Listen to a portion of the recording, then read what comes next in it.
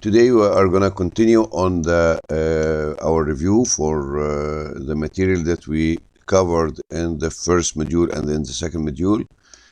So last time we stopped at the traffic stream characteristics, and we said that we have two types of traffic streams, or two types of traffic flow states.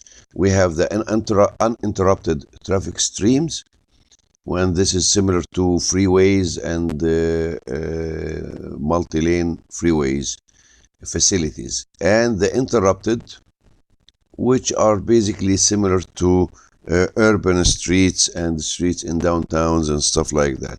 The uninterrupted, the accessibility for these facilities are either by ramps, or basically it's on ramp and off ramp.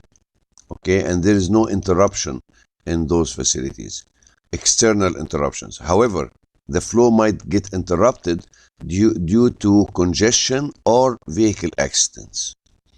It's interrupted by design. That means it has either roundabout, stop sign, intersection, and so on. So, regarding the traffic stream parameters, we have two sets of parameters.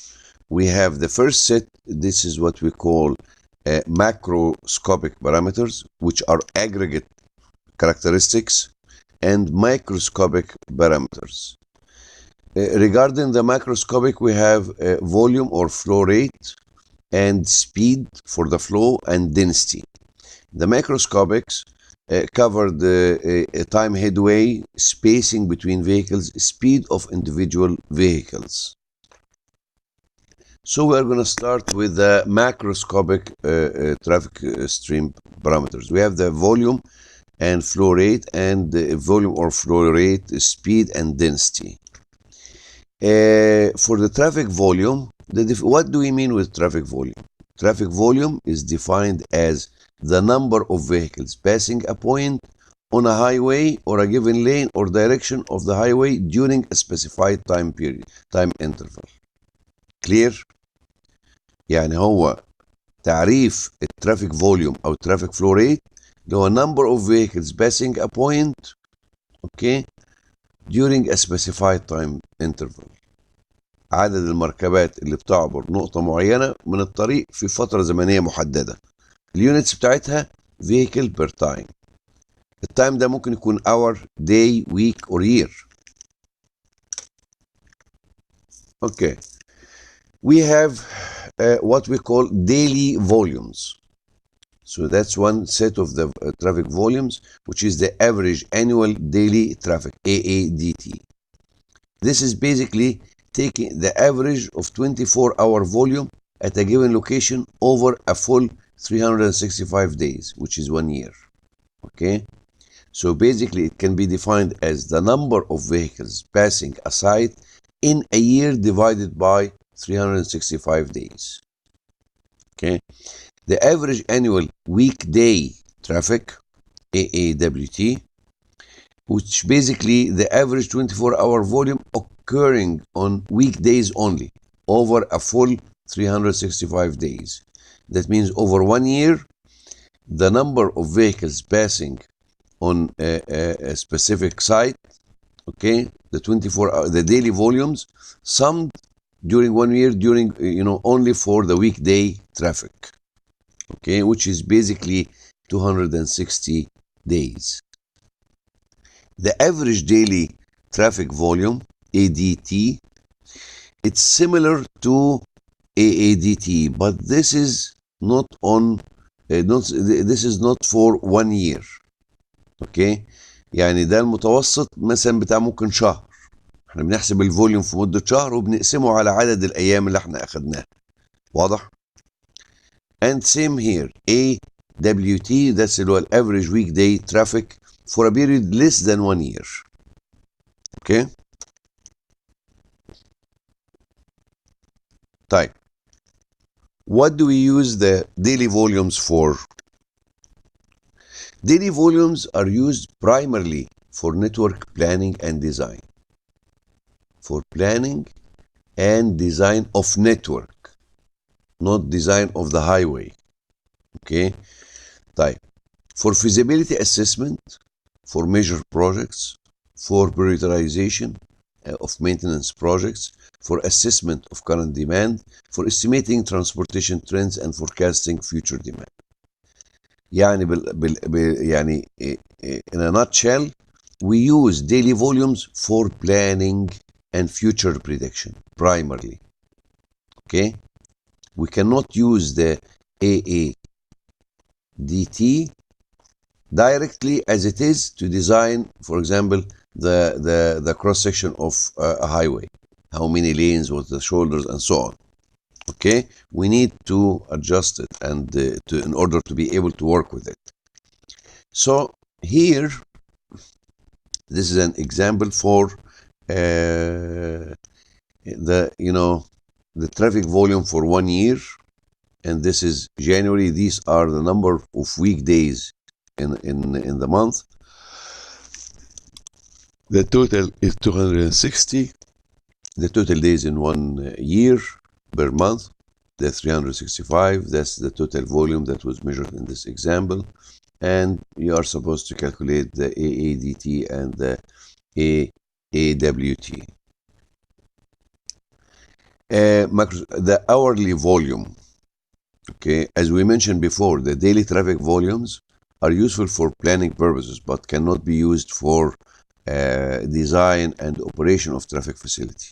Why? Because traffic volume varies significantly over the 24 hours period over the 24 hours of the day. بمعنى يا شباب ان الترافيك عندنا في اثناء النهار بيبتدي في منتصف الليل مفيش ترافيك، بعدين بيطلع في peak hour in the morning، بعدين بينزل، بعدين في peak hour in the afternoon، وبعدين بينزل تاني. تمام؟ فلو احنا اخدنا الافريج annual daily traffic بيبقى حاجه بهذا الشكل. تمام؟ فما ينفعش ان انا I design for hourly volume based on this. يعني ممكن اخد ال AADT ال average annual daily traffic واقسمه على 24 hours، يبقى كده جبت ال hourly volume. بس اللي هجيبه ده اللي هجيبه ده اللي هو ال average annual daily traffic volume divided by 24. طب what's the problem with this? The problem is that we design for the worst case condition, which is this. That's the peak hour. We design for the maximum traffic demand which occurs during the peak hour, either the morning or the afternoon. And usually it's in the morning. Okay? So, that's excellent, because traffic volume over, okay.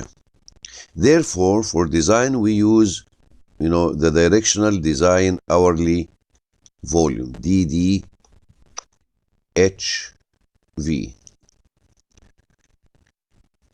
Okay, so what is DDHV? What's the directional design hourly volume?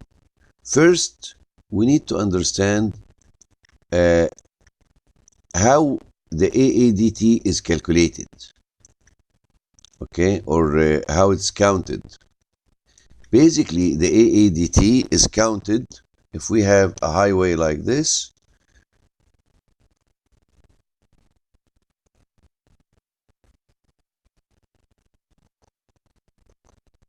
We have this direction this way. We have another, flow in this direction. Basically, we put a pneumatic tube here, and we have a counter that count the volume in this direction plus the volume in this direction. Either we use tube, or in case for annual, we use basically loop detectors placed in the pavement. And these loop detectors count the volumes, okay, for the entire, for both directions, okay? So now we need to split this volume that we got this way into the worst case scenario. The worst case scenario during morning peak hour, for example, we have one direction will have more volume and another direction will have little volume. Okay, so that's what we call the peak direction, and this is the off peak. And in the afternoon, the situation is reversed. Okay, so in this case, we have what we call directional split, D. So the directional split in case of rural areas, it's between 0.65 and 0.80. What does it mean, these values? That means out of the annual average daily traffic volume, 65, for example, percent, say we are going to use these values.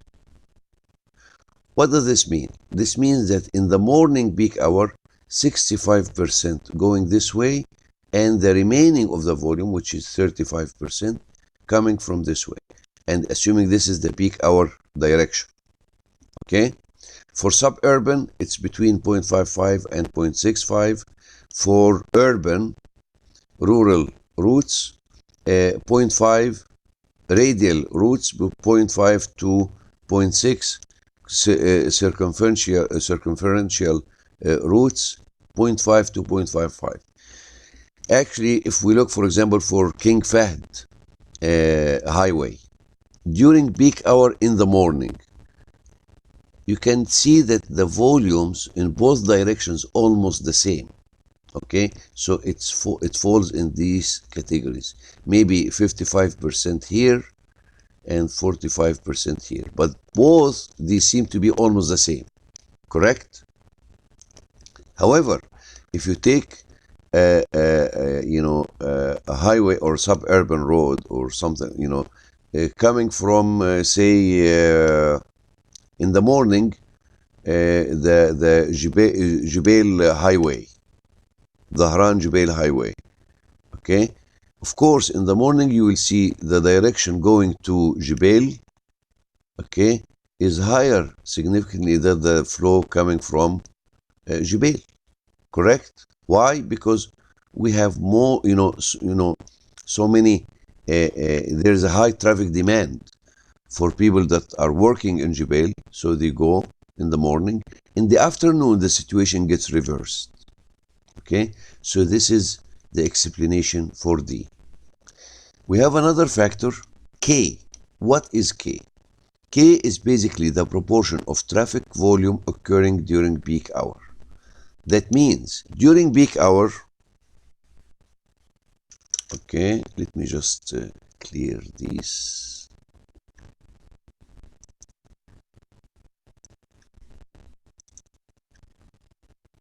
During peak hour, as I mentioned before, the volume is variable over the time of the day.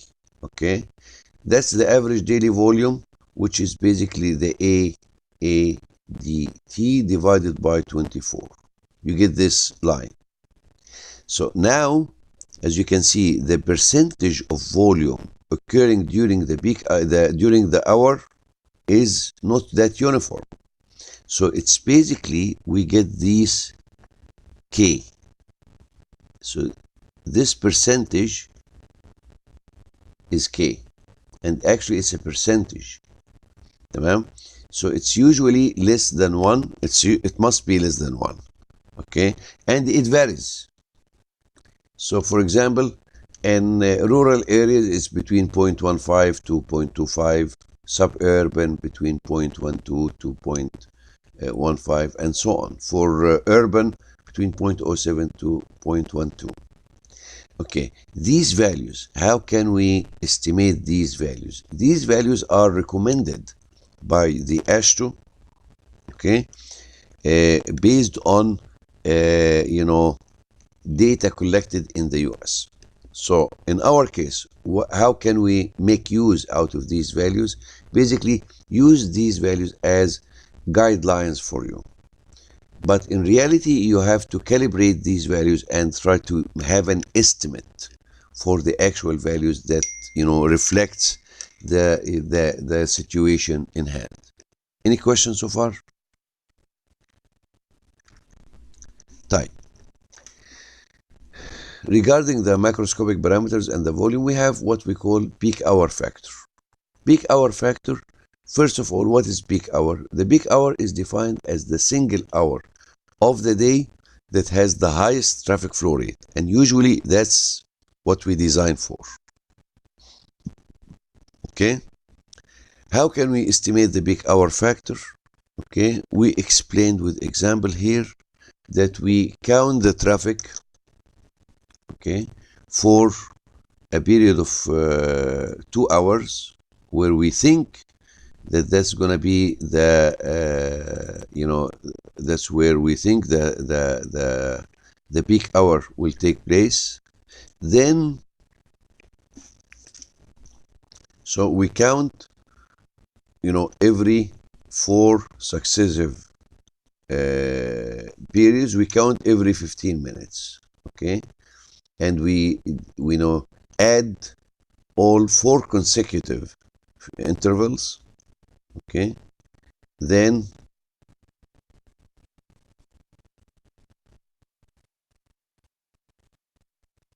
we take the maximum out of these values.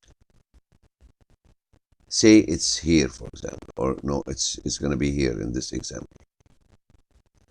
Okay, so this is the maximum, is here, which is basically the sum for these periods. So this is the peak hour. The peak hour starts at 7:15, ends at 8:15, and the peak hour volume is the total volume here. So that's the peak hour. What is the peak hour factor? The PHF will be this total volume, which 745 plus 865 plus 825 plus 725 divided by 4 multiply the maximum of these values, which is this one, 865. That's the peak hour factor, and that's how we calculate it. Okay, so now we are done with volume. We turn to speed. We have 2 types of speed. We have the time mean speeds and the space mean speed. What is the definition for time mean speed? What do we mean with time mean speed? Time mean speed is the average speed of all vehicles passing a point on a highway or lane over some specified time period. Okay, يعني دي هنا انت بتقف ده الطريق اهو, and you stand here, you have a speed gun, and you are measuring all vehicles passing here during a time period. You have a count, maybe 100 observations or 150, whatever.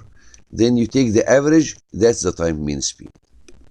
Space mean speed is different. It's basically the average speed of all vehicles occupying a given section of the highway or lane over some specified time period, or the average time for vehicles to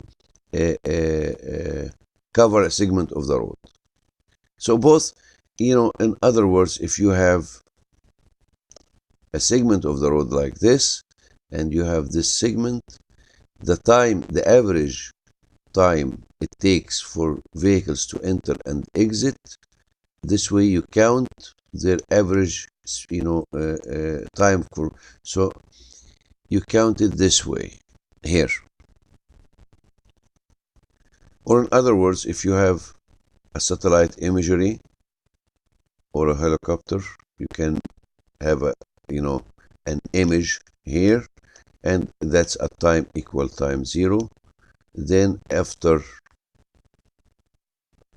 delta t, you take another image and just see what's the speed of all vehicles occupying the road. Then you divide the average and get the average. Okay, this one is more realistic. This one is a little bit biased to the high-speed vehicles, and usually the TMS greater than SMS. اوكي, يعني يوجوالي يا شباب التايم مين سبيد بيدي لك قيمة أعلى من السبيس مين سبيد. Why? لان التايم مين سبيد اوكي بيدي ادفانتج للسيارات المسرعه، فبيحسبهم بصوت بيديهم وزن اكبر. تمام. دي هنا الايكويشنز بتاعت حساب التايم مين سبيد، اللي هو انت بتحسب متوسط السرعه speed of summation of vehicles of speeds divided by n. لكن هنا انت بتقسم الديستنس على الافريج تايم it took those vehicles to span this segment of the road. يعني لو قلنا ان دي اوكي، حسبت كل سياره داخله بتخرج بعد قد ايه، بتحسب الافريج تايم بتاعهم وبتقسم الديستنس على دي هتدي لك نتيجه ودي هتدي لك نتيجه ثانيه. اوكي، يوجوالي النتيجه بتاعت التايم مين سبيد بتبقى اعلى من السبيس مين سبيد. اي سؤال؟ ده اكزامبل حليناه. تمام. وهتجد هنا ان التايم مين سبيد 61.61 والسبيس مين سبيد was 58.06. Any questions? Okay. Traffic density. What is the definition of traffic density? Traffic density defined as the number of vehicles occupying a given length of highway or lane, generally expressed as vehicles per kilometers or vehicles per kilometers per lane. واضح؟ يعني هو هنا vehicle per length، اللينث ده كيلومتر. واضح؟ ويا اما vehicle per kilometer or vehicle per kilometer per lane. اوكي؟ مفهوم؟ لازم كيلومتر يا دكتور؟ لازم كيلومتر. انت عملتها فيكل برميتر صح؟ لا سويتها كيلومتر بس شكيت كذا. دكتور اوكي. نعم. هنا ليش ضربنا اللينث في النمبر اوف لين؟ اوكي. القانون تحت. لا خلي بالك من حاجه، احنا قلنا ايه؟ فيكل بير كيلومتر بير لين، صح؟ يعني هي فيكل بير لينث بير ان، صح؟ فال لما تنزل هتبقى فين؟ وصلت؟ وصلت. بس كده. يعني هسألك سؤال، يعني لو عندي مثلا هنا 1 2 3 لينز، صح؟ يبقى انا عندي 3 ال. think of it this way. فهمتني؟ فهمت. بس كده. اي سؤال يا شباب؟ طيب نبتدي دلوقتي في المايكروسكوبيك بارامترز. في عندنا اللي هو الهيد واي وفي السبيسنج وفي السبيد اوف individual فيهيكلز. نتكلم على السبيسنج. ايه السبيسنج؟ is defined as the distance between successive vehicles in a traffic lane measured from some common reference point on the vehicle such as the front bumper to front bumper. يعني السبيسنج مش بنقيسه من هنا، لا، we measure spacing from the front bumper to the front bumper. This is spacing. واضح؟ في عندنا حاجة تانية اسمها headway is defined as the time interval between successive vehicles, okay, as they pass a point along the lane, also measured between common reference points. يعني حضرتك هتقف على الطريق كده، تمام، وفي سيارة هتعدي وفي سيارة بعديها هتعدي، تمام.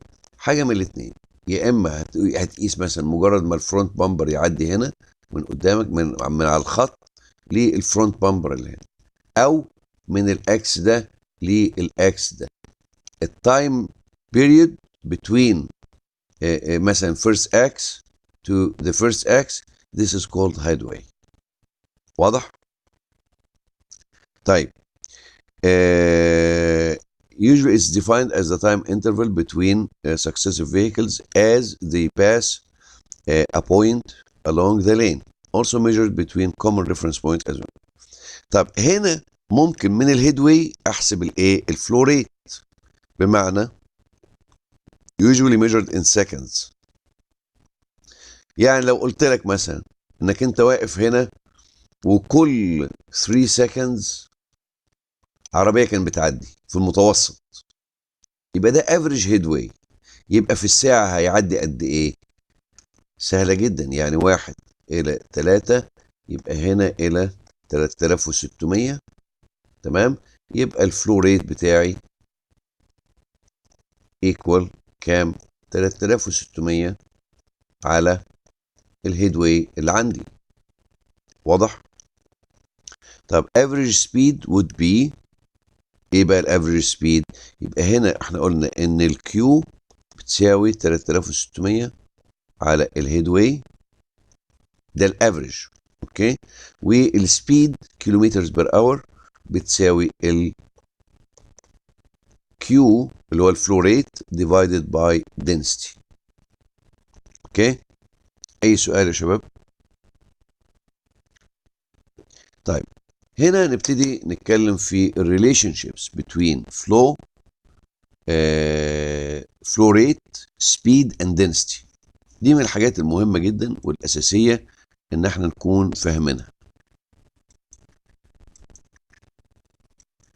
احنا قلنا يا شباب إن الفلو ريت بتاعنا Q بتساوي السبيد مضروبة في الدنسيتي. تمام؟ يعني العلاقة ما بينه ده هنا العلاقة ما بين الفلو ريت والدنسيتي. خلاص؟ بتبقى بارابوليك بهذا الشكل. تمام؟ في الأول تبقى حالة اسمها فري فلو كونديشن، الفلو قليل جدا. تمام؟ ومفيش دنسيتي تقريبا، دنسيتي الطريق فاضي، فهنا الناس بتبقى ماشية از ايه؟ almost at free flow. يعني لو اخدنا تانجنت للبارابولا تبقى ده بيدي لك السبيد، ده هنا بتبقى فري فلو كونديشن. كل ما الترافيك بيزيد بيبتدي يحصل دروب في السبيد شويه. تمام؟ والدنسيتي بتزيد، كل ما الدنسيتي بتزيد تمام الفلو بيزيد، لغايه ما بنوصل هنا لمرحله اللي هي الكريتيكال دنسيتي. تمام؟ عند الكريتيكال دنسيتي اللي هي بتحدث عند الساتوريشن فلو ريت، اللي هي حاله التشبع او حاله القصوى للفلو، اللي هي عند الدنسيتي اللي احنا كنا بنحسبها عند الليفل اوف سيرفيس اي لو فاكرين.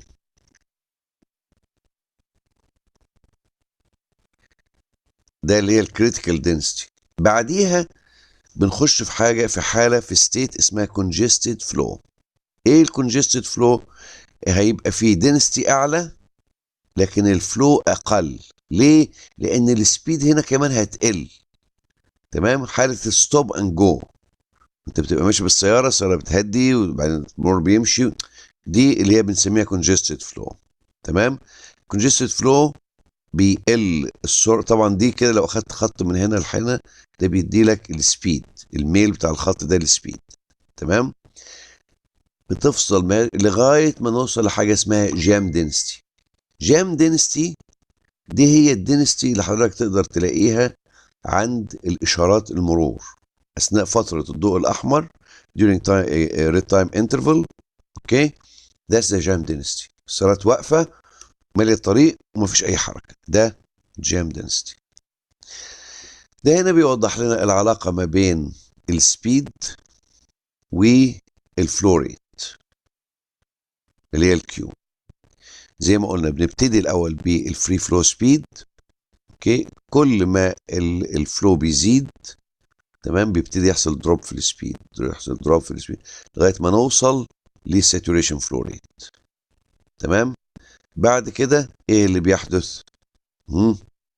بيبتدي يحصل دروب في السبيد ويحصل دروب في الفوليوم. ده هنا الستيبل فلو، ده هنا الكونجستد فلو. اكشلي يا شباب الكيرفات بتاعه الليفل اوف سيرفيس جايه من العلاقه دي. مش احنا عندنا الليفل اوف سيرفيس بيبقى جاي حاجه زي كده في بي سي، وهنا الفري فلو سبيد، صح؟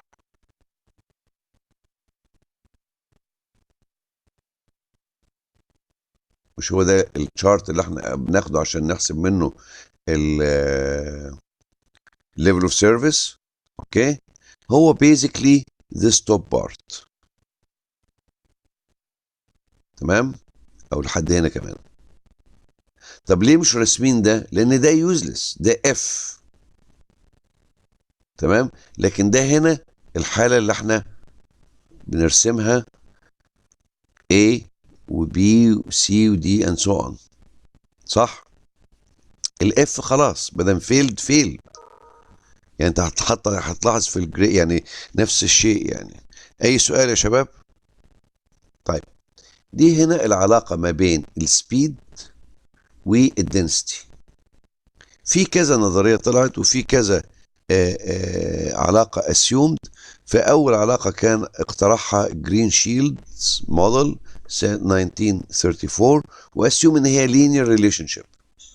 يعني assume ان احنا بنبتدي at density 0 we have a free flow VF هنا، و at jam density maximum density we have V equal 0. تمام، ومن هنا طلع هذا القانون، قال لك ان دي علاقة linear. تمام، وده اللي هو green shield model. اوكي، بعدين in 1959 Greenberg suggested that the relation is not that linear. The relation is logarithmic, natural logarithm, and he came up with this model. Underwood assumed it's negative exponential, like this one, and came up with this relationship.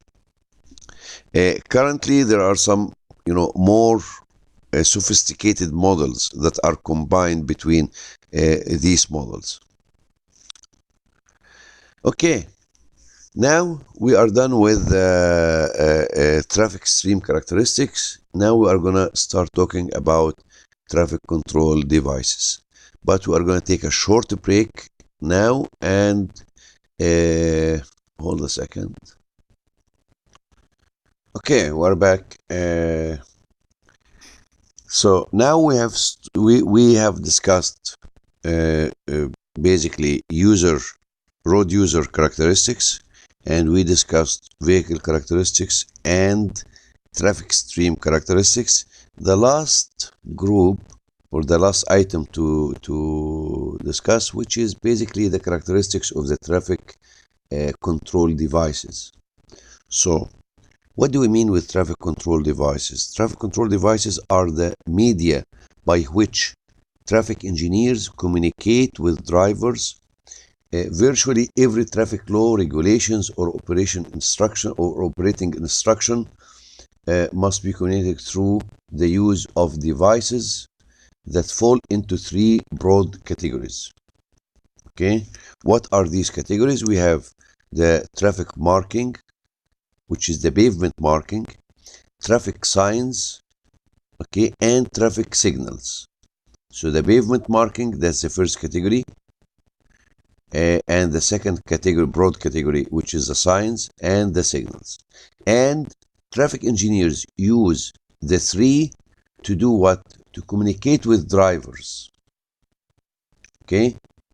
To communicate what? To communicate virtually every traffic law, regulations, or operating instruction, okay, are communicated through these three media. There is a standards for this, which is basically the traffic control devices Mutcd, the manual on uniform traffic control devices. In order for these devices to be consistent, and most of the Mutcd standards are internationally recognized now for most of countries. So, what is the purpose of the MUTCD? MUTCD defines the purpose of traffic control devices as to promote highway safety and efficiency by providing for orderly movement of all road users on streets and highways throughout the nation. Okay? So basically, the function of the traffic control devices is basically, number one, to promote safety and then efficiency. Okay? The Mutcd define also the 5 requirements for a traffic control device to be effective, okay, in fulfilling that mission.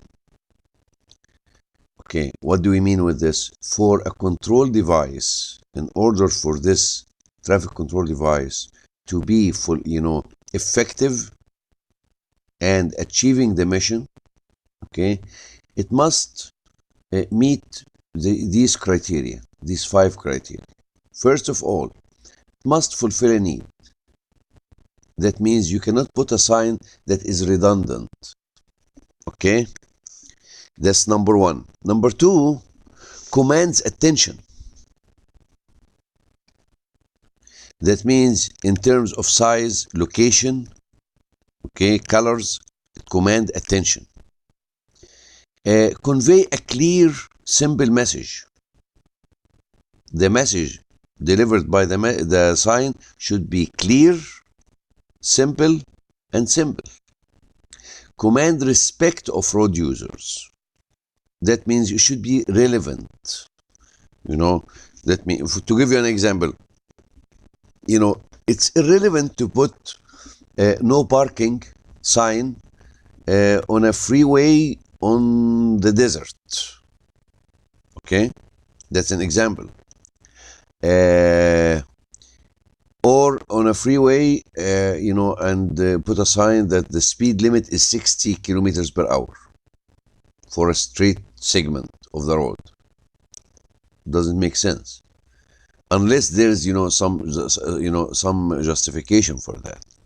Give adequate time for proper response, as we discussed in the road users characteristics. Okay, there's what we call perception reaction time. So if you need to put a sign that there's an exit, that's a freeway and there's an exit here, okay, we put it ahead of the exit such that the driver will have enough time to perceive and weave to go to the lane that to exit in a safe way, in a safe manner. Okay, so again, in order for a traffic control device to be effective, okay, a traffic control device to be effective, it must fulfill the following: fulfill a need, command attention, convey clear message, command respect of road users, give adequate time for proper response. Okay, what are the core contents for the MUTCD? It gives detailed standards for the physical design of the device in terms of size, shapes, colors, legend type, fonts, and so on. It also gives a detailed standards, okay, and guidelines on where the device should be located. Then the third piece of information, it gives the warrants or conditions or the specification where you need to, that justify the use of this device. Okay, so that's an example for the first part of data, which basically the detailed standards for physical design. The design of the device is given in details. For example, the radius here is what, and the font size here, and every small details are given. So that's given by the MUTCD. Then the location, where to place it. For example, here, if we are going to put this warning sign, on a rural highway. So from the road, from the travelway, we leave 12 feet. If we have a shoulder 6 feet, we leave 6 feet from the shoulder, and the edge of the sign should be here. Okay? And usually this is to allow for, if there is a disabled vehicle, it can park here safely without harming the sign or without damaging the sign. And that's an example. Okay? These are several examples in terms of the offset from the road and the height. Okay? Then the third category, which is basically the warrants. So the warrants, that's an example for a stop control warrant in UTC 2009. It gives you guidance. Okay? It says that at intersections where a full stop is not necessary at all times, consideration should first be given to using less restrictive measures such as yield sign. It gives guidelines. Then it goes to the warrants here.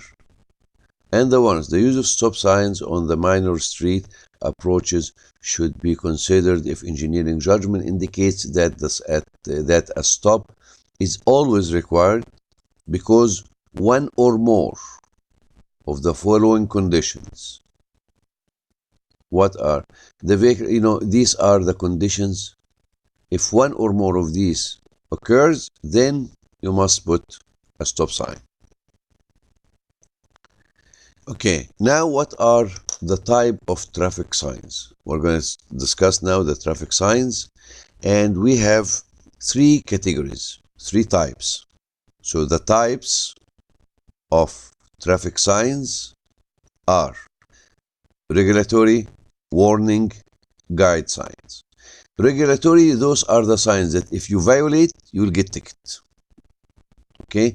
Warning signs, these are signs to tell you about potential hazards, to tell the driver, and warn the drivers about potential or upcoming hazards. Guide signs, these are basically to give guidance to the driver, such as, the distance to the next stop, the near exit, this kind of information. These are a sample of regulatory signs. Okay, say speed limit, trucks 40 miles per hour, and so on. And these also, the directional, that's through only, this is left turn only, no U-turns and stuff like that. Okay, these are the warning sign. It has a yellow background, okay, and gives the driver an information that this is there is a turn up ahead, there is an exit from here, and so on. That's a chevron. Okay, that means there is a curve on the road or something like that. These are also warning signs that there is a stop sign ahead, there is a yield sign ahead, there is a traffic signal ahead, so be prepared to stop, and so on. These are guide signs that has the green background, which tells you the direction for burns, bend, and so on. So now we said that we have three types of traffic signs. What are these signs? Regulatory, okay, warning, and informative or information or guiding signs. Then we have three types. We have types of pavement marking. We have three types also: longitudinal marking, okay, transverse marking, and object markers and delineators, like cat eyes and something like that. So these are samples for longitudinal markings. And these are samples for transverse marking.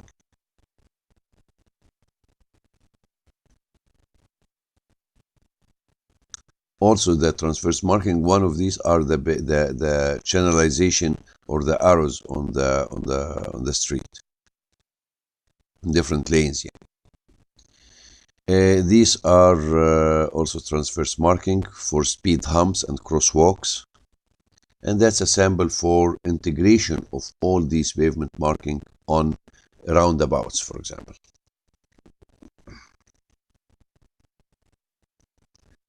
Then we have traffic signals, and traffic signals, that's a sample for the warrants for the traffic signals.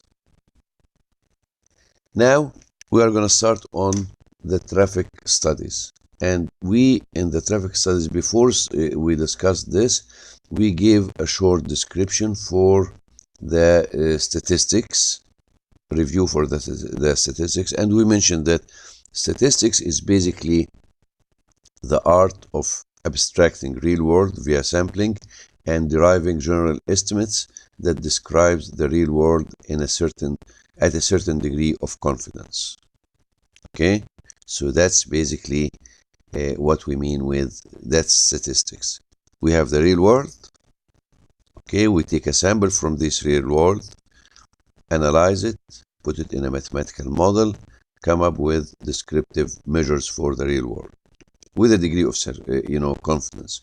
This degree of confidence depends on basically the sample size that we have. Okay, when do we need statistics? Basically we need statistics for in most of traffic engineering fields, because we cannot measure everything. We need to take samples. So basically, when we cannot measure all the data values for the population, before starting, what do we need to address? We need to address the sample size and what confidence should be, okay, and the statistical model for distribution, and did the traffic engineer solution make a difference or not? The first,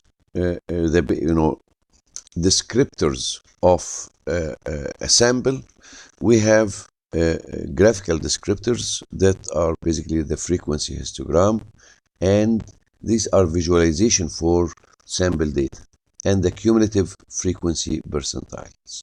This gives us the shape of the data, and you can tell if it's symmetric. So if it's symmetric, we can say it's normal, follows a normal distribution and stuff like that. So the statistical descriptors, okay, for the samples are first the measures of central tendency. So that's the mean value, the median, the mode. These are the major descriptors, or the measures for central tendencies. And there's measures of dispersion. Okay, it describes the how good the data is. So we have the variance and the standard deviation. Also, we have the coefficient of variation, which is basically the standard deviation divided by the mean, and the skewness, which is basically the mean minus the mode divided by the standard deviation. So basically the skewness measures the degree of symmetry. So for example, if we have symmetric data like this, okay, the skewness will be almost 0.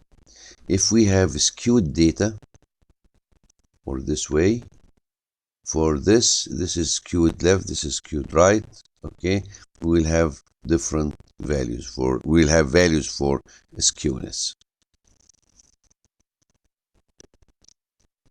These are common statistical estimators. These are functions in Excel that you can use to get most of these measures. And for plotting frequency diagram, I give you some hints how to use the Excel to draw frequency diagram and cumulative frequency diagram. Then we went here to the quality of the sample. So we have the standard error for the sample. As we mentioned, the quality of the data or the sample depends on the size of the sample. So we have what we call standard error. The standard error is basically the standard deviation divided by the square root of the sample size, which is n. That means if you have a large sample size, okay, then E will be lower. And here, in estimating the true mean, remember x bar, that's the mean of the sample. Mu, that's the mean of the population. Okay, so at degree of confidence 67%, the true mean is x bar, which is the mean of the sample, plus or minus 1e. Here, the true mean at degree of confidence 95% is x bar, the mean of the sample, plus or minus 1.96 standard error. Here, at degree of confidence 99.5%, the true mean will be the mean of the sample plus 3 multiplied with the standard error. Any questions? Okay. Now, in terms of sample size, in order to determine the sample size, we need to know what is the allowable error. Okay, so if the allowable error, for example, plus or minus 1 kilometers per hour, okay, so that's the error. Then we need to determine what is the sample size that we must have in order not to exceed the allowable error. And the allowable error, that's for the true mean. يعني يا شباب احنا بنقول هنا this is the error in estimation, the true mean. يعني الترو مين عبارة عن المين بتاع السامبل زائد الايرور ده. بس الايرور ده على degree of confidence 95%. لو انا على degree of confidence اقل اللي هي 67%, the error will be 1 multiply E. واضح؟ فهنا انا عاوز احدد السامبل سايز.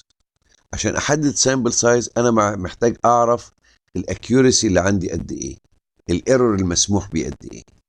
فلو الايرور بلس اور ماينس 1 كيلومتر، اوكي، ممتاز جدا. يبقى هنا بقول ان السامبل سايز بتاعي، اوكي، والديجري اوف كونفيدنس عاوز اعرفها كمان. فلو الديجري اوف كونفيدنس 67% هيكون السامبل سايز بتاعي الستاندرد ديفيشن على الالاوبل ايرور سكوير. تمام؟ لو الديجري اوف كونفيدنس 95% يبقى السامبل سايز هو ال 1.96 في الستاندرد ديفيشن على الايرور الاود. حد هيسأل طب والستاندرد deviation, where did we get the standard deviation? We get the standard deviation from previous studies. اوكي؟ واضح؟ يعني لو انت مثلا عاوز تحسب sample size for speed study, شوف اي speed study سابقة في موقع شبيه وشوف الستاندرد ديفيشن كان قد ايه. تمام؟ وهتحسب بناء على ذلك. واضح؟ طيب، speed studies. How we conduct speed studies. أول حاجة في عندنا حاجة اسمها spot speed study. Spot speed study is defined as the average speed of vehicles passing a point on a highway. This is also known as the time mean speed. تمام؟ اللي هو حضرتك بتقف هنا كده وبتشوف السيارات على طريق معين. وانس السيارات بتعدي من هنا انت بتشوف في اي وبتجمعهم وبتقسمهم على عددهم. كده انت بتجيب time mean speed. as simple as that. واضح؟ طب امتى نقدر نعمل السبيد ستادي دي؟ لازم يكون الفوليوم بتاعي من 750 to 1000 vehicle per hour per lane. تمام؟ عشان لو على فري واي. ليه؟ في حالة ما بيكون في congestion بيبقى السبيد ستادي متأثرة بعوامل كتيرة and it's not gonna give you the true speed يعني. طيب speed definition of interest. طبعا بعد ما بتعمل الستادي بتطلع اللي هو الافريج اور تايم مين سبيد، الستاندرد ديفيشن، ال 85th percentile سبيد، تمام، والميديان سبيد. دول هم الاوتبوت بتاعك من السبيد ستادي. طب يوز اوف سبوت سبيد داتا بنستخدمها في ايه السبوت سبيد داتا دي؟ to determine speed limit for applications، تمام، to assess speed limit enforcement عشان نشوف هل الناس ملتزمه بالسرعه القانونيه ولا لا. وبعد كده في specific applications، يعني for level of service assessment لو بتعمل level of service study بنقيس الفوليوم والاكشوال سبيد، تمام. for signal timing estimating of yellow time and or red times، تمام. to determine appropriate side distance for زي ما احنا كنا بنعمل ديزاين الهوريزونتال كيرف، تمام، او بعمل عشان اعرف اعمل ديزاين الهوريزونتال كيرف انا محتاج اعرف السبيد اللي الناس ماشيه بيها عليها فعليا قد ايه، مش البوستد سبيد ليميت. يعني في فرق ما بين يا شباب البوستد سبيد ليميت وفي فرق ما بين السرعه الفعليه بتاعت الناس، تمام. for safety and accident analysis، تمام. اي سؤال؟ طيب في كذا طريقه لحساب يعني الميثودز اوف and techniques for measurements or measurement techniques for speed studies. We first start with the manual method, which is basically a simple stopwatch method that you stand, for example, here, okay, and you have a mark here. Once a vehicle passes this mark, you turn the stopwatch on. Once the vehicle passes this point, you turn it off. So here it's on, here it's off, and you see the time it took, okay, for this distance. And basically you know the distance between these 2 points. So you take the average, okay, for those you get time mean speed.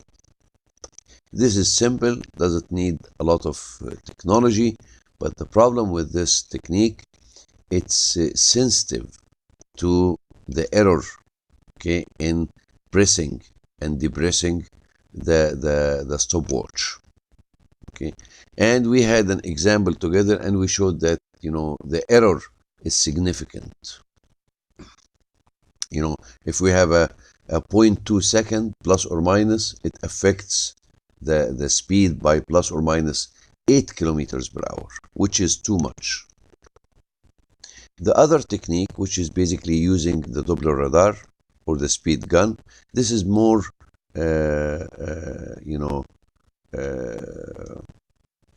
more accurate, okay. However, we need to make sure that, you know, the results need always to be corrected for the angle of measurements. The advantage, as I mentioned, it's high accuracy. The disadvantage, difficult to conceal, and usually drivers associate radar with police, okay, which makes them, you know, try to slow down and give you, and that will give you inaccurate results. As I mentioned, we must make a correction for the measured speeds, because, you know, if the traffic stream is in this direction and you are aiming in this direction, there is an angle theta. You must divide the reading by cosine theta to get the true speed, because basically what you get here is the component in that direction, okay.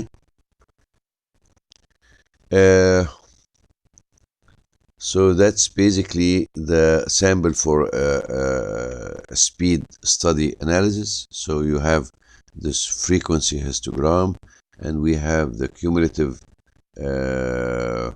frequency diagram,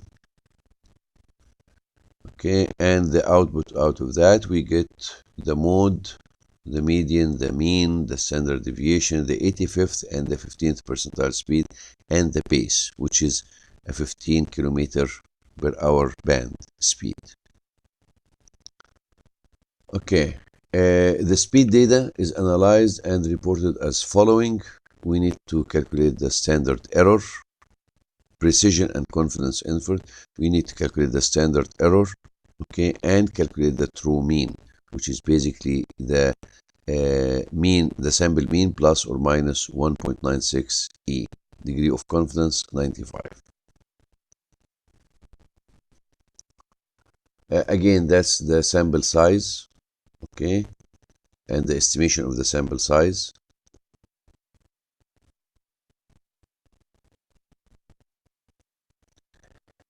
Okay, there is also the before and after analysis. Okay, and the before and after analysis, we have 4 outcomes. Okay, that one is true and 3 are false, and the reality is false. False and the reality is true.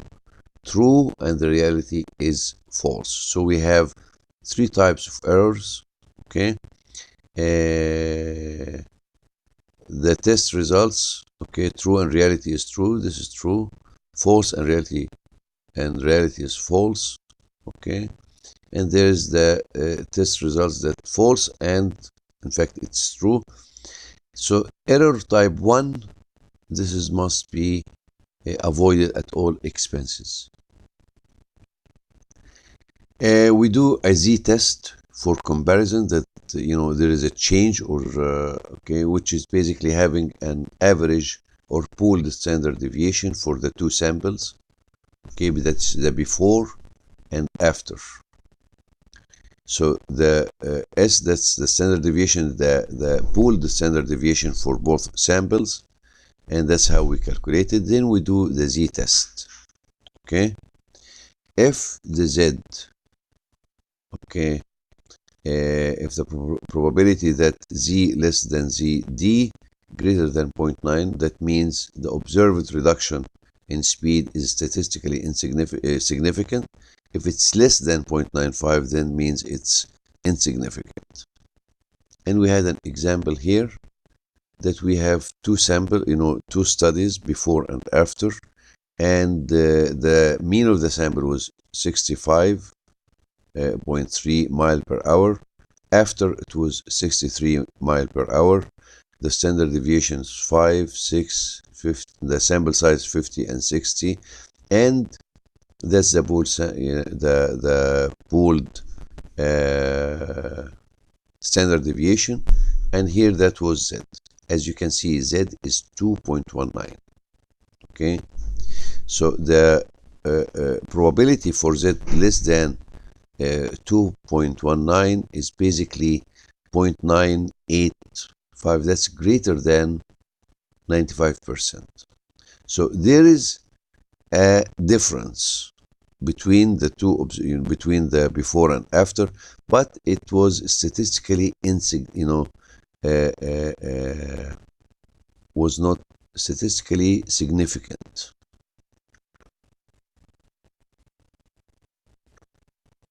Okay, it was statistically significant, but we did not reach the target value, which was 60 mile per hour. And that can be seen from here. It's 63, and here these are the bands for the true mean. The true mean after applying the speed enforcement, it was 63 plus or minus the standard error 1.96, a degree of confidence 95%, and you get, these are the bands. So we didn't touch even on 60 mile per hour. So the reduction did not achieve the target. Okay, so that's for the speed studies. We have volume studies. For the volume studies, we have basically traffic volume counts. Okay, traffic counts are the most, this is basically the most basic of traffic studies. In most traffic studies, the first thing we do is basically go and count vehicles. Okay.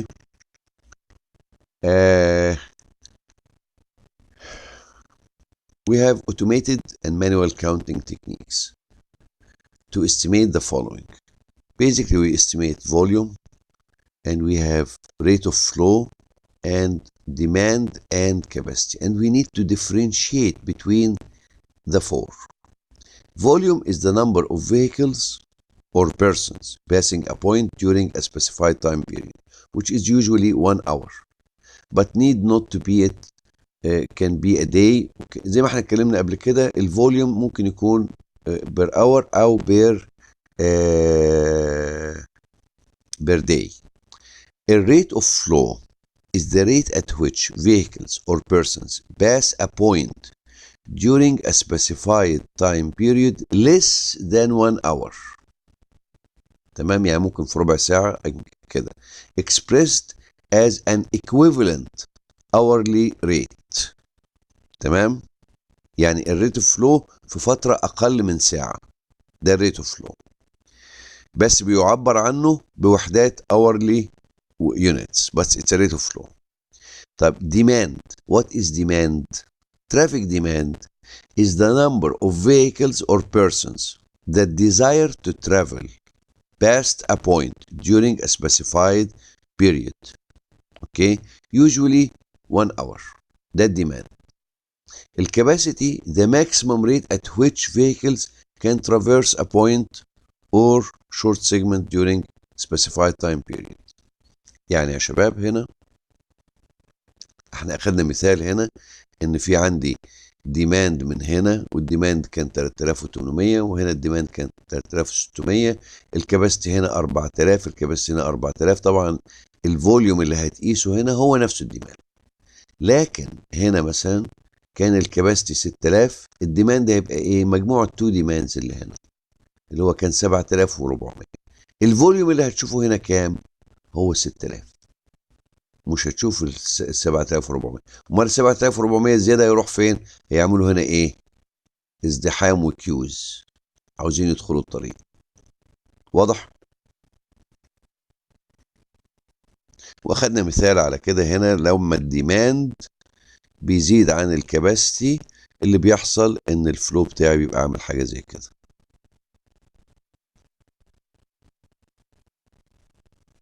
الشويه اللي كانوا المفروض يطلعوا هنا هيكملوا معايا شويه كده ويبتدوا يطلعوا تاني كده. واضح؟ يعني الاريا دي should be equal للاريا دي.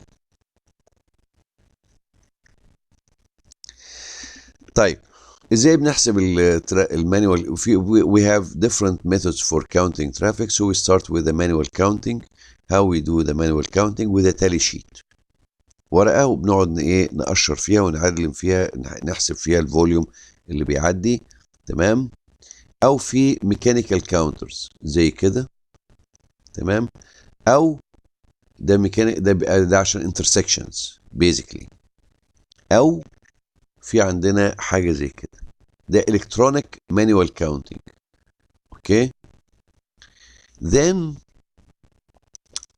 we have portable. ده هنا بقى دخلنا في الاوتوميتد. we have portable counters. اوكي، اللي هو يبقى الكاونتر بننقله نحطه في الموقع ونسيبه مثلا اسبوع ولا حاجه، وبعد كده نرجع نشيله تاني. تمام، زي البنيوماتيك تيوب كاونتر اللي زي كده، يبقى في خرطوم. اوكي، وتلاقي الكاونتر هنا راكب فيه الخرطوم ومربوط في شجره او في عمود او حاجه. ايه اللي بيحصل؟ ان السيارات وهي ماشيه هنا بتعمل بريسنج على البايب ده. البايب ده لما بيحصل له بريسنج بيدي زي بالس اوف بريشر هنا. تمام، هنا في سنسور بيحسها، بيقوم جاي يعد، يعرف ان في اكسل سياره عدى عليها. تمام. طيب في بيرمننت كاونترز، دي محطات عد ثابته، ودي اوتوميتد برضو، اللي هي بتبقى لوب ديتكتورز. دي بتبقى في الاسفلت، عباره عن كويلز من الكبر. اوكي، وموجوده في كل لينز زي كده. تمام، هتلاقوها في الدمام في طريق الخليج. تمام، اللي على الكورنيش هتلاقي في حاجه شبيهه بكده. تمام. دي permanent counter، دي بنسميها inductive loop detectors. تشتغل ازاي يا شباب؟ تشتغل ان السياره وهي فيها ميتال، تمام، وده copper coil. Once the metal goes it induce current. اوكي، عشان كده يسموه inductive loop detectors. induce current في هنا سنسور جاي بيعمل detection للكرنت ده، يعرف ان في سياره عدت.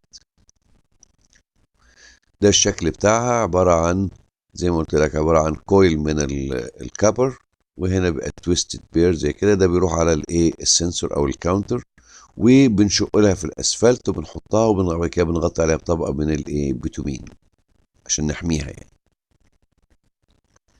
في طريقه تانية في recent technology which is basically automated counting using a video imaging and artificial intelligence، وده اللي هو الترند الجديد اللي موجود حاليا. وهو بيعمل زي ايه؟ بيعمل مثلا زي لوب ديتكتورز هنا، والسيارات بتعدي بيحسبها. في حاجات تانية احدث اللي هي بتقيس عن طريق ان هو بيعمل ديتكشن للسيارة نفسها، تمام. ومنها بيحسب الفوليوم، بيحسب السبيد، بيحسب اشياء كثيرة يعني. اي سؤال يا شباب؟ طيب دلوقتي هنبتدي في الكاباسيتي اناليسيس اند ليفل اوف سيرفيس. احنا اتكلمنا دلوقتي على الكاركترستيك، نخش بقى في الابلكيشن. فالكاباسيتي كونسبتس، ليفل اوف سيرفيس، اند مالتي لين هاي واي، تمام. اول شيء خليك معايا دي احنا في مش هنتكلم عن الهاي واي كاباسيتي مانوال والباك جراوند وكده، يعني بتخش على الديفينيشن للكاباسيتي كونسبت. The highway capacity manual defines capacity as following. highway capacity manual بيعرف الكاباسيتي كما يلي يا شباب. خليك معايا كده.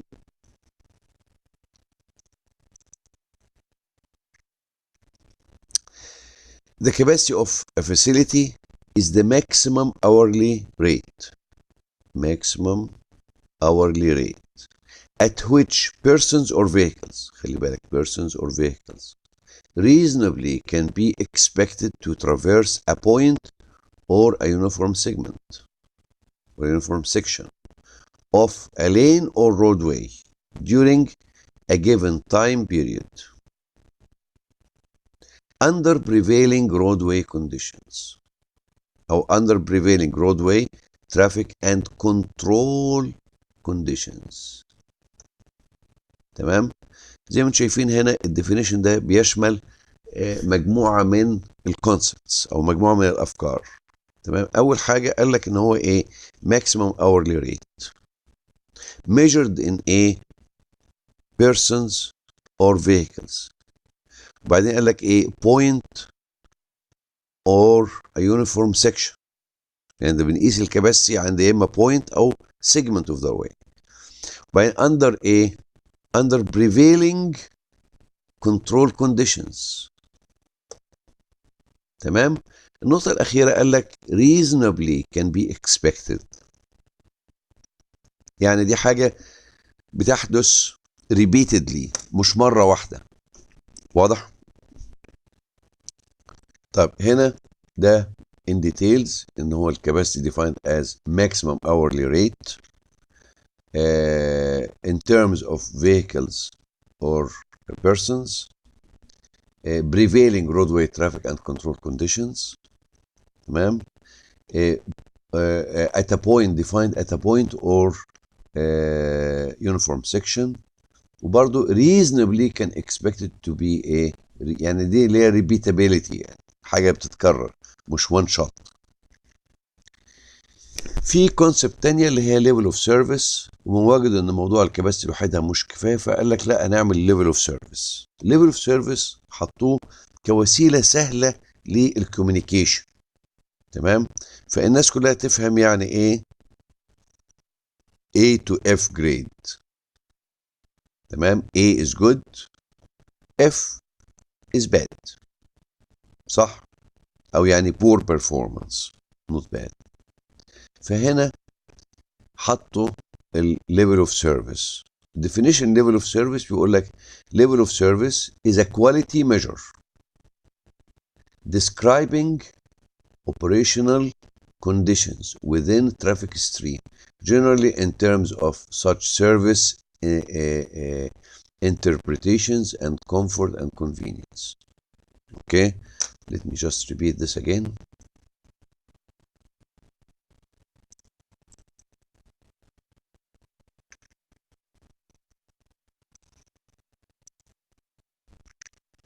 بمعنى يا شباب ان هو اول حاجه it's a quality measure، مقياس جوده describing operational conditions within traffic stream، بيصف حاله التشغيل operational conditions within a traffic stream. تمام. generally in terms of such service measures، في الغالب بيكون في صيغه service measures as speed and travel time، freedom to maneuver. freedom to maneuver اللي هي تعادل عندنا ايه يا شباب؟ density، صح معايا؟ الترافيك سيجنال مثلا ترافيك سيجنال ديلي، تمام، and traffic interruptions يبقى ديلي. يبقى هو مثلا على حسب انت بتقيس ايه هو بياخد المقياس بتاعه. تمام. طيب ايه الكريتيكال ايشوز في موضوع ليفل اوف سيرفيس؟ ان هو ستيب فانكشن، يعني A B C D E F. الستيب فانكشن دي تمام ممكن يكون اتنين في نفس الكاتيجوري B زي ما احنا شايفين هنا S1 و S2، اوكي، and they are totally different، في حين ممكن يكون اتنين قريبين بس different class. يعني هنا S2 S3 almost يعني ما فيش significant difference but still this is a B and this is a C. So that's one of the disadvantages of level of service, which is basically due to its step function. ده اللي بيحصل. طيب ايه ال common service measures used in level of service؟ speed، travel time، delay، freedom to maneuver، traffic density، traffic interruptions، comfort and convenience. هنا ده مثال لحالة ال uninterrupted flow، freeways، basic sections، weaving areas، ramp. اوكي، هنا دي يبقى دي density. for two lane highway، two lane highway يعني طريق رايح جاي، الميجر مش الدنستي بقى، هنا بقول لك الافريج ترافل سبيد، البرسنت اوف تايم spent following another vehicle. تمام، دي المقياس بتاع الليفل اوف سيرفيس في حاله التو لين هاي واي. بالنسبه للانتربتد فلو للسيجنالايز انترسكشن كنترول ديلي، الديلي بير سكند، افريج ديلي بير قصدي افريج ديلي بير فيكل.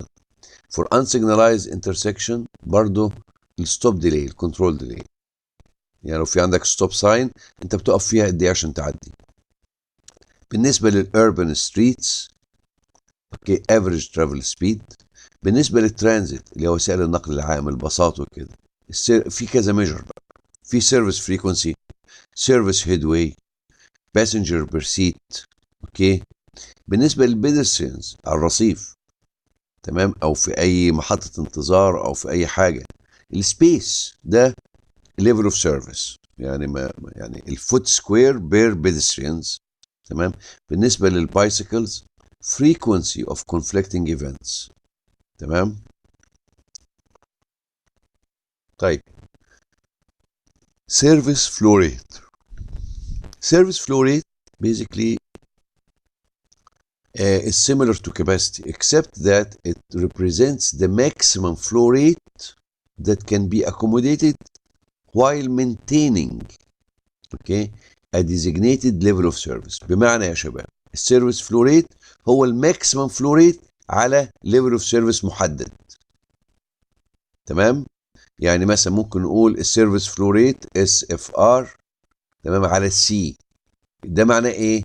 الماكسيمم فلو ريت في الفاسيلتي دي على ليفل اوف سيرفيس سي and so on.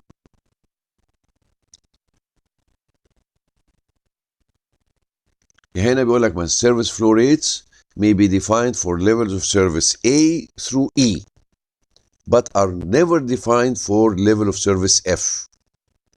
تمام، which represents unstable flow or unacceptable poor service quality. تمام. طب انا هسألكم سؤال، ال SFR على LOS equal E دي ايه يا شباب؟ حد يجاوبني؟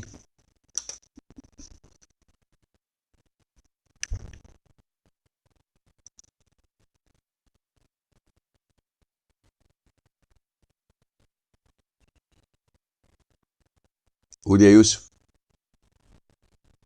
لا ما عندي جواب، عم فكر دكتور. ماشي، ركز معايا. احنا قلنا ايه؟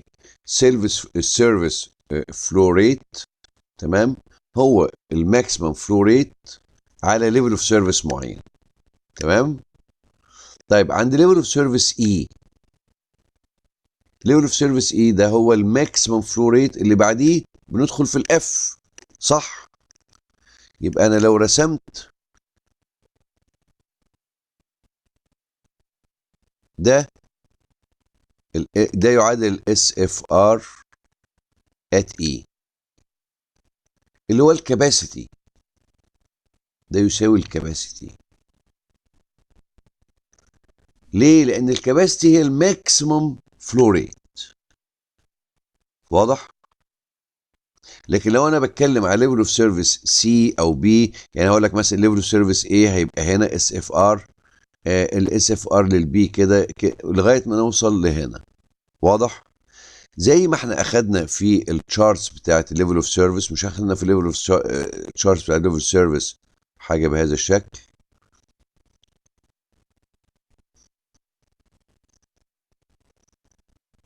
ده كان ال A ال B ال C ال D، وده كان ال E، صح؟ يبقى الفوليوم اللي هنا ده الكباسيتي، ده هنا ال SFR بتاع ال D، ده هنا ال SFR بتاع ال C، وهلم جرى. واضح؟ فهمتوها يا شباب؟ طيب ايه المشاكل بتاعت البروبلمز او البروبلمز with level of service؟ اوكي. The most significant problem with level of service is the ability to misinterpret changes in level of service due to the step function. زي ما احنا قلنا موضوع الستيب فانكشن ده key issue. في مشكلة تانية في ال level of service concept ان هي single set of criteria، اوكي، بس في عندنا different levels of perception. تمام. في هنا عشان المشاكل بتاعت الليفل اوف سيرفيس طلعنا بحاجه اسمها V over C ratio، volume to capacity ratio، ده مقياس تاني. تمام. is defined as the ratio between current or projected traffic demand flow to the capacity of the facility. Okay. This ratio is used as a measure of capacity sufficiency for existing and proposed facilities. بمعنى آخر يا شباب، لو في عندي يعني مثلا intersection level of service بتاعه F، هل يعني كده ان الانترسكشن ده الغيه واعمل مكانه باي باس او بريدج؟ مش شرط. ممكن السيجنال تايمنج اللي هنا بور سيجنال تايمنج،